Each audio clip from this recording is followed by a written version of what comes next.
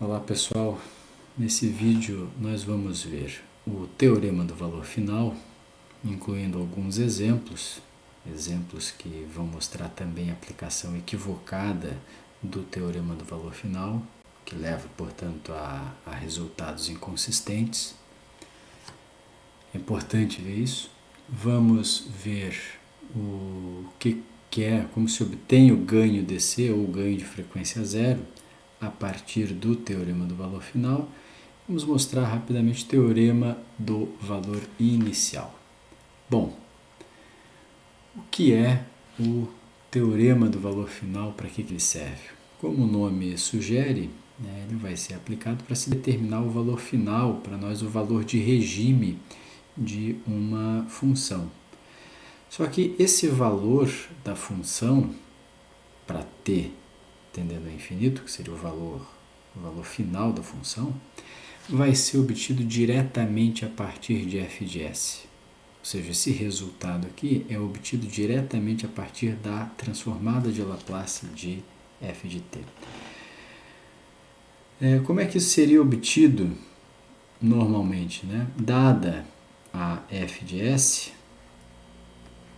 nós teríamos que fazer a transformada inversa de Laplace dessa f de s para se obter a função no tempo.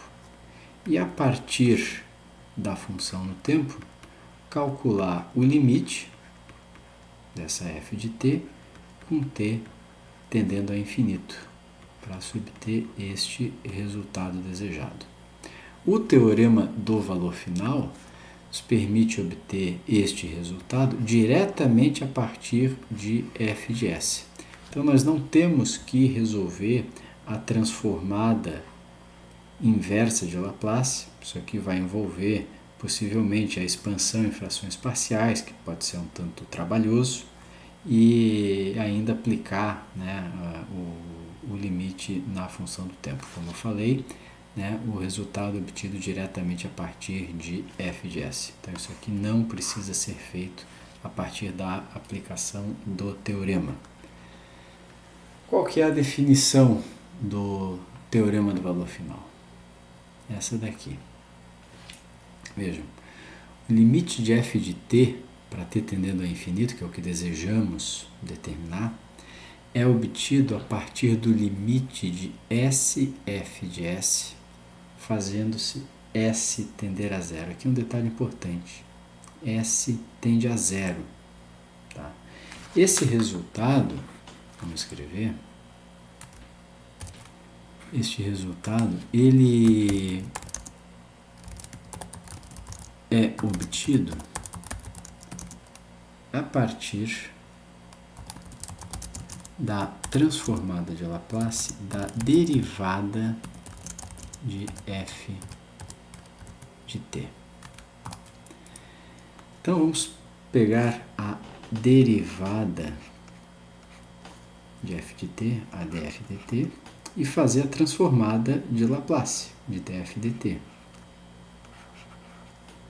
Pela definição, vai ser a integral de zero a infinito, e na menos st, vezes a função, que no caso é df dt.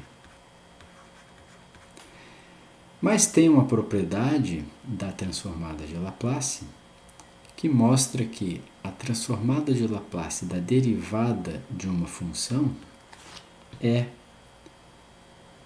s f de s menos f de zero. Isso aqui é uma propriedade da transformação. E aqui nesse lado nós simplesmente aplicamos a definição da transformada à função. No caso, a função é df dt. Bom, tendo-se essa igualdade, podemos fazer o limite, então, o limite de s tendendo a zero, nos dois lados. Então, vamos aplicar o limite de s tendendo a zero, deste cara aqui,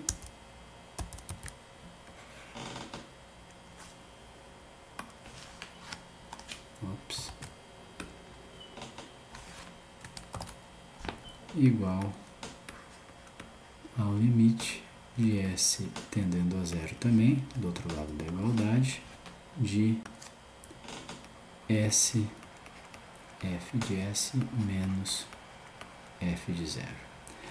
Bom, como o limite é aplicado em S, este resultado, este E na menos ST aqui, é igual a 1. E a gente sabe que a integral da derivada, integral de uma derivada, dá a própria função. Então, este lado esquerdo vai resultar em f de t avaliada nos limites 0 e infinito.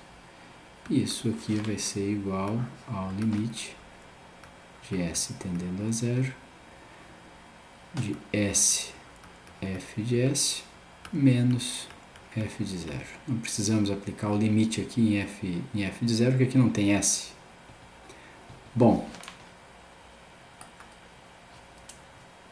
isso aqui vai ser igual ao limite de f de t para t tendendo a infinito, menos o limite inferior ao limite de f de t com t tendendo a zero.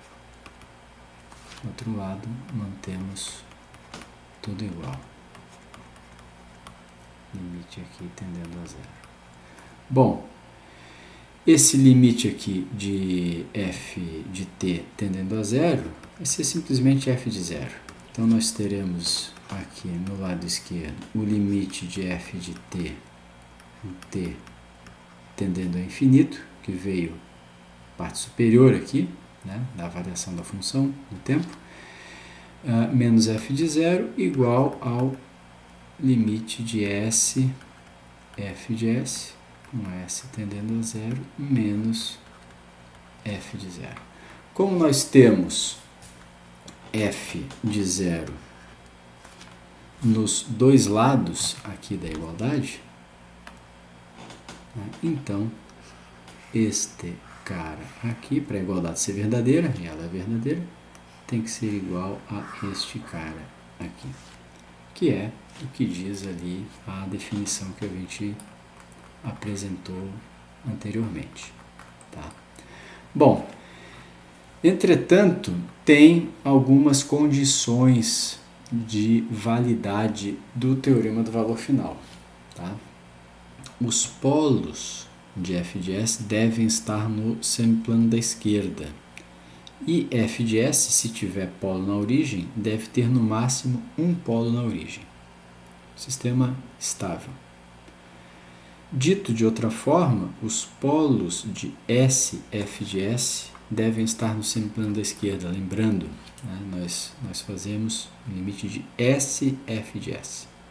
Então, os polos de S, f de s devem estar no semiplano da esquerda do plano complexo. Se f de s tiver polos no eixo imaginário, significa que a função no tempo vai conter uma parcela senoidal não amortecida,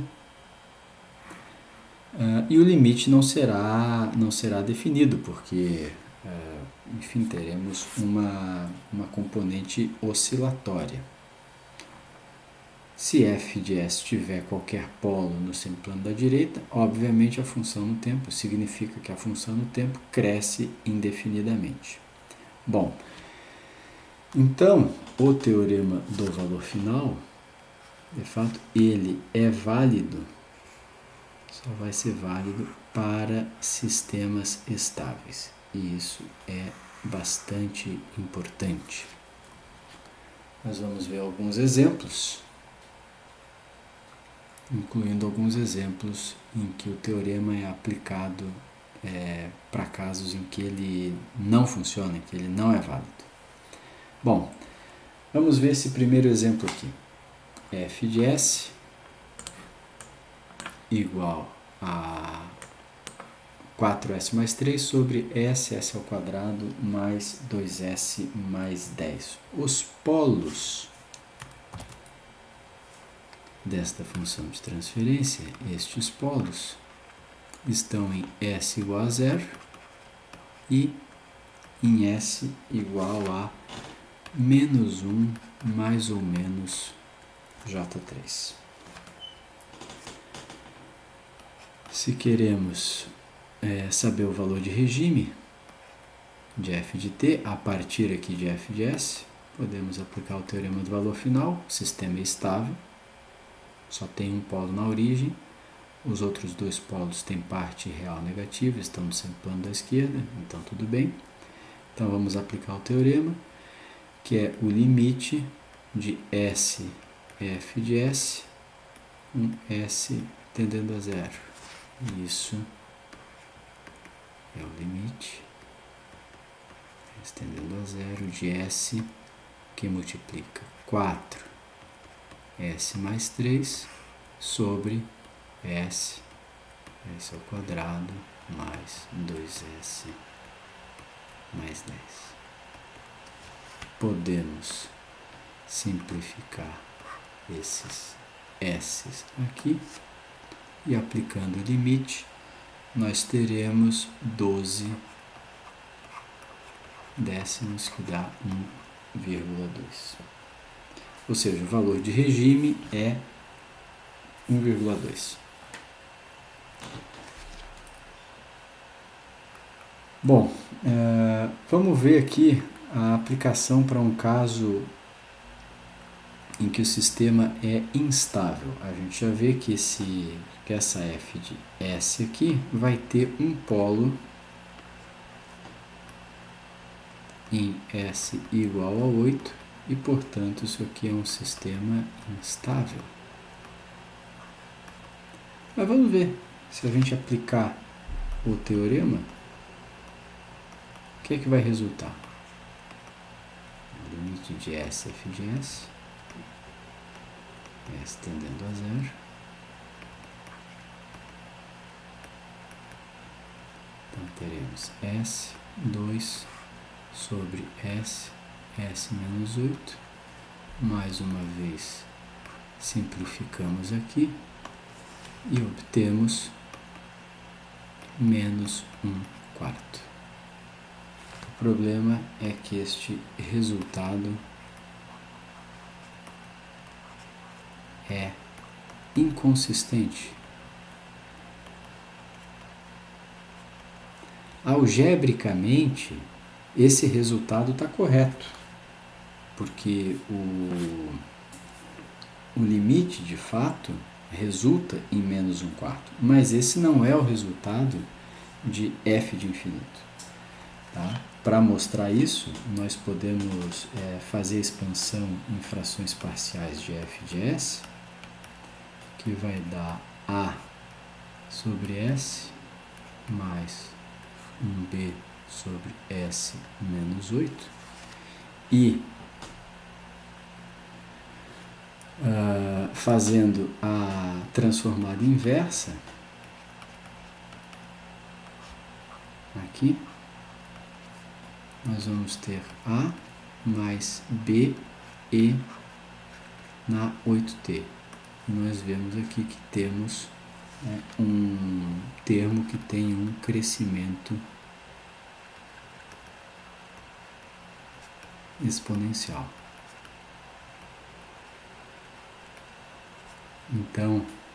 Então essa função aqui não vai ter, ela é instável, não vai ter um valor de regime, muito menos será menos 1/4. Tá? Então, mais uma vez, esse resultado aqui é inconsistente. Tá? Por quê? Porque o sistema é instável, então não dá para aplicar o teorema do valor final. Bom, vamos ver aqui um outro exemplo em que se deseja determinar o valor de regime a uma entrada degrau de unidade 3 a este sistema aqui. Então, o nosso U de S vai ser 3 sobre S. Queremos saber o valor de regime de Y. Então, isso aqui vai ser o limite de S, Y de S, com S tendendo a zero. E o nosso y de S é 10 sobre S ao cubo mais 6S mais 20 vezes a entrada, que é 3 sobre S.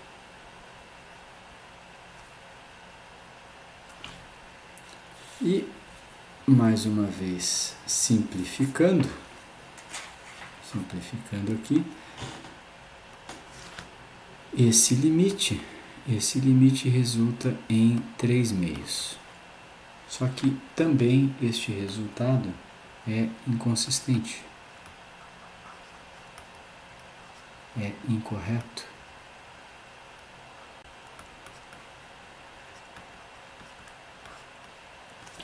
Porque os polos da nossa função são instáveis. Nós aqui teremos polos em S igual a 0, S igual a 2 e componente senoidal, tá? Para quem for fazer y de t transformada inversa, vai chegar, ou podemos fazer aqui a expansão antes.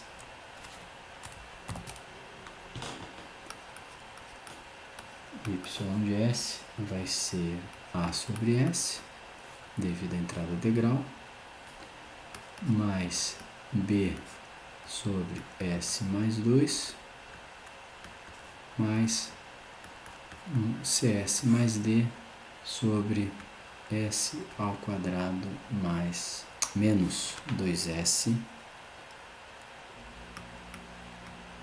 mais 10.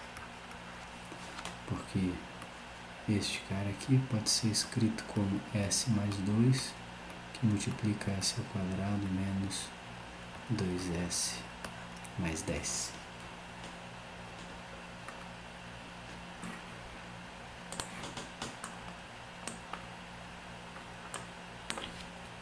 E aplicando a transformada inversa, então o y de t será A mais B e na menos 2t mais e na t, que multiplica um c cosseno de 3t mais um d seno de 3t. Esse termo aqui é devido aos polos complexos conjugados deste polinômio, que são menos 1 mais ou menos J3. Tá? E aqui a gente tem, mais uma vez, um crescimento exponencial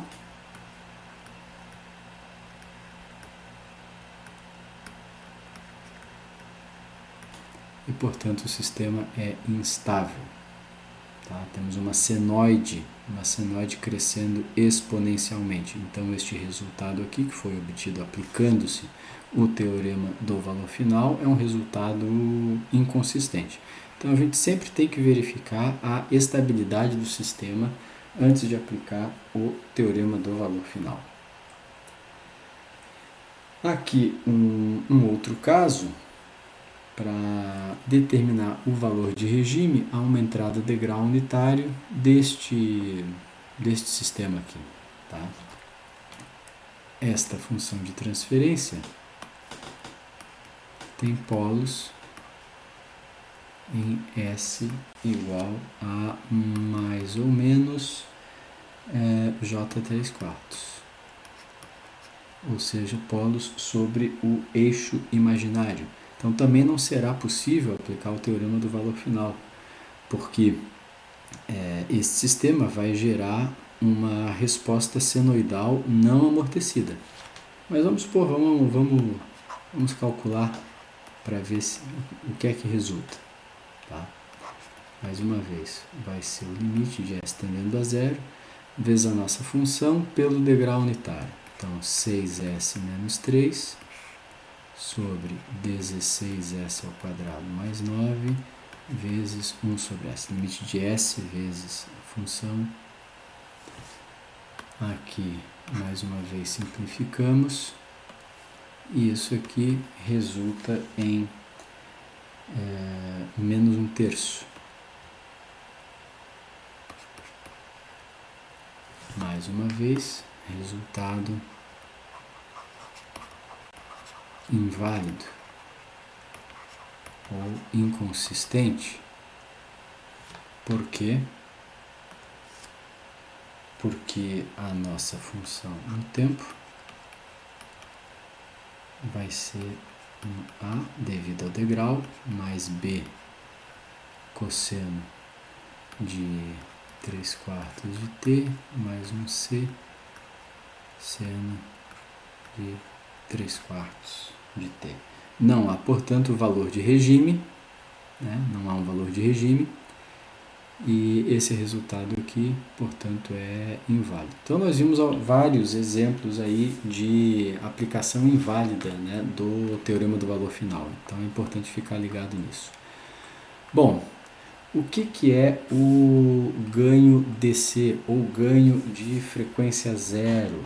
É a razão, ganho DC, é a razão entre a magnitude da saída em regime permanente pela magnitude da entrada considerada constante. Se a nossa entrada for tomada como um degrau unitário, ou seja, o nosso U de S for igual a 1 sobre S, o nosso ganho DC,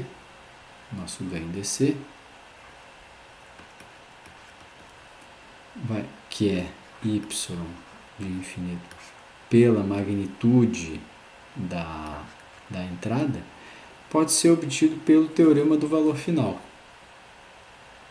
Então, o ganho DC, vou abrir mais um espacinho aqui, já apareceu a definição. O ganho DC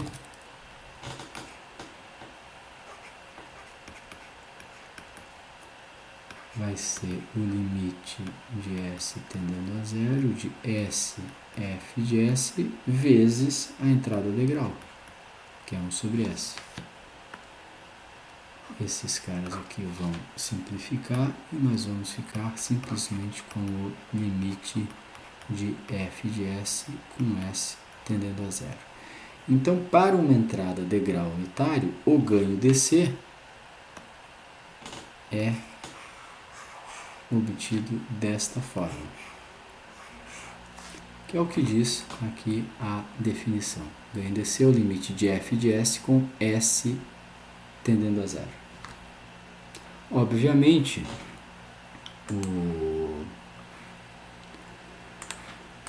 o ganho DC só vai fazer sentido a gente calcular isso, né, para sistemas estáveis. Bom, vamos ver aqui um exemplo. Calcular o ganho DC para esta função de transferência 3s mais 1 sobre s ao quadrado mais 5s mais 6. Esta função aqui tem como polos menos 3 e menos 2. Então, isso aqui vai resultar s mais 3, s mais 2 no denominador. Aqui o numerador fica igual. O ganho DC, então o sistema é estável. Ok.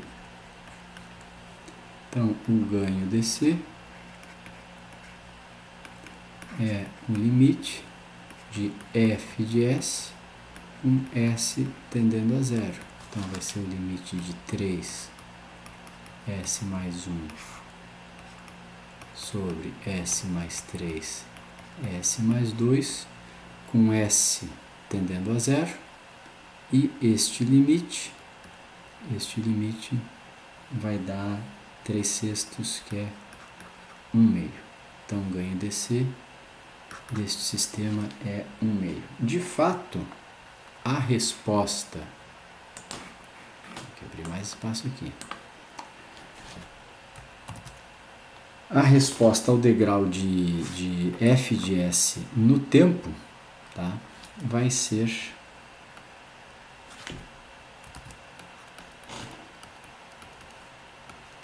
1/2 menos 2e na menos 3t mais 3/2 e na menos 2t. O valor de regime, então, é 1/2, tá?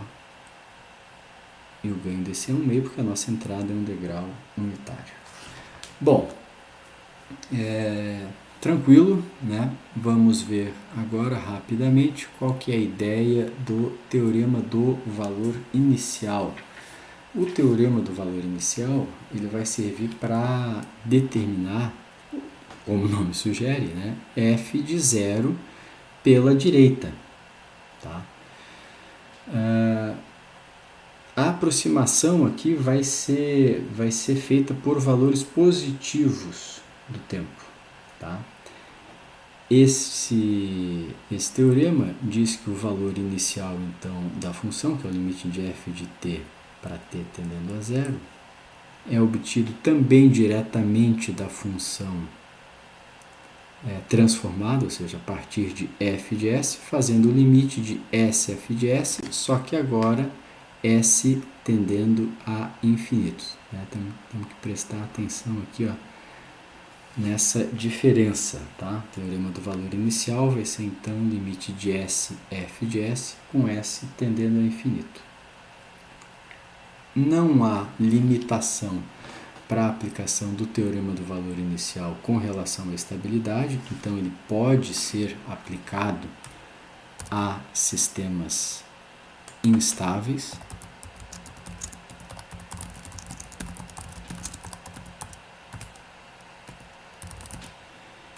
E esse teorema pode ser obtido pela série de Taylor de f de t aqui em t igual a 0+, né? Fazendo-se então a transformada de Laplace desta série de Taylor, e também pode ser feito de forma análoga àquela obtenção do teorema do valor final, tá? Só que, entretanto, ao invés de fazer da derivada, né, pela derivada de f de t, só que ao invés de fazer o limite para s tendendo a infinito, para s tendendo a zero, faz-se aqui o limite para s tendendo a infinito, tá? Então daí obtém-se esse teorema aqui. Bom, era isso que eu tinha para apresentar, e obrigado, até o próximo vídeo.